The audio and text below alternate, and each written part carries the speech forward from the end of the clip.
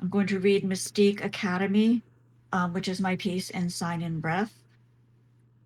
The first thing they taught us is that hair isn't dead.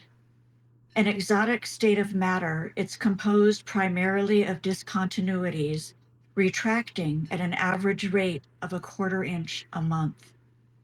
We learned that a child may become tearful or agitated on the occasion of her first hair lengthening and how to distract her.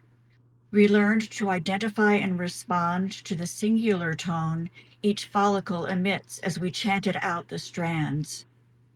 We committed to memory the esoteric names of the various knots, tangles, and convolutions we'd encounter. We were examined on the circumstances under which the separate emptiness of those knots' vital cores might, without our intervention, first stellify and then opacify into spinning inversions.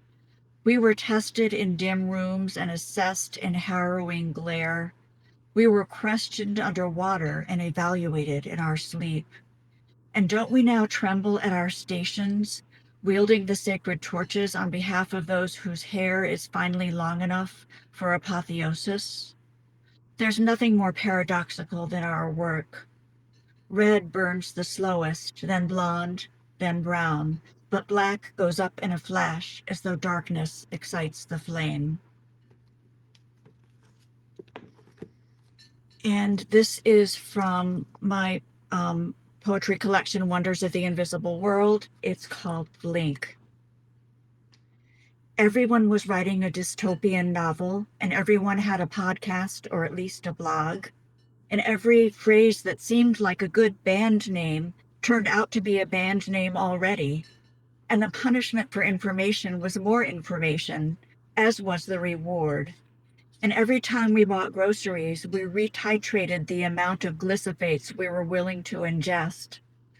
But there were still pockets of local solace scattered amidst the impending, so it was possible to savor sushi on the same day you declined to discard an unfinished bottle of tramadol, because how long would analgesics even be available? And art was either prophetic elegy or elegiac prophecy. And for some of us, the projected time of collapse corresponded to our own natural end. And in speaking of our situation, there was social protocol, which consisted of reticence and restraint. Those sequences continued to coexist with simultaneity, and the lost and found ceased not its overflow, and newborns persevered in their struggle to inhabit their own flailing, and the young continued shining unaware, and breath still wandered through our bodies like a wickless flame. Everything unlikely and irreducible as always in this dense, serendipitous, connotative world, clotted with decisions we hadn't noticed until we found ourselves together on the other side.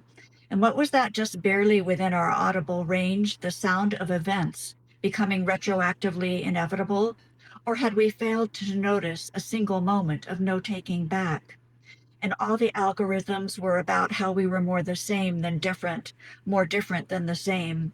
And our pre-extinction consciousness was just as inaccessible as our pre-digital consciousness. And any soul aspiring to reincarnate would have to aim for some place in the past. How crowded it would be with multitudes crammed into each of the much fewer available bodies back in the day. But were we as a species old or young? Wasn't it only recently we'd all nestled in the center of celestial crystalline spheres? Now that which had been submerged was rising up, and that which had stood high was going under. And the little ice chapel in Helsinki was thawing at the same rate it evaporated.